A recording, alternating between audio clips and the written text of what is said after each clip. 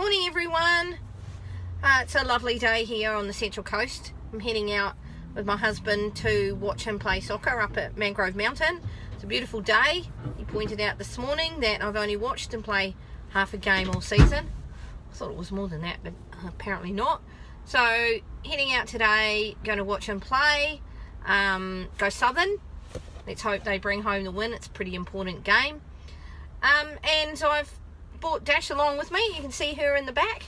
And as we were driving along, it occurred to me that I haven't actually ever done a post about travel with your dogs. Now, in New South Wales, it's the law that your dog needs to be restrained when travelling in a vehicle. Now, that makes sense, doesn't it? I'm sure it's the same in most other states. So, what are you going to use as a restraint? You need to give some thought to that. Now, obviously, because I have a team of dogs that I take on the road a fair bit, we have some purpose-built cages. Hello, Murray. And so that's easy for us because we're carrying multiple dogs and is the best option for me. However, there are some safety harnesses. Now, it is important that you get a harness that fits your dog correctly. So the harness needs to fit the dog, and then there's an attachment that clips onto the harness and then into your seatbelt, so that your dog is wearing a harness, and then there's a little attachment clips into the seatbelt, so your dog's nice and secure in the seatbelt when you're traveling. Now, a lot of us don't think about that when we're purchasing a dog.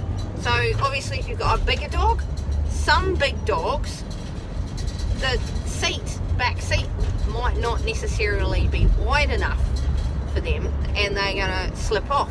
If you're traveling with children, do you want the dog sitting between a car seat and a booster seat in the back? So maybe you need to restrain your dog in the area at the back. I was going to say the boot, but then you're going to think that I mean put your dog in the boot if you've got a sedan. Do not do that. I'm talking about if you have a car, what's it called, Murray? A hatchback. Thank you.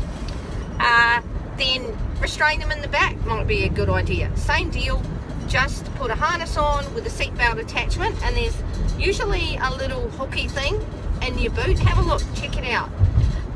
Important, if you're thinking about getting a dog, that you take into account how you're going to travel with your dog.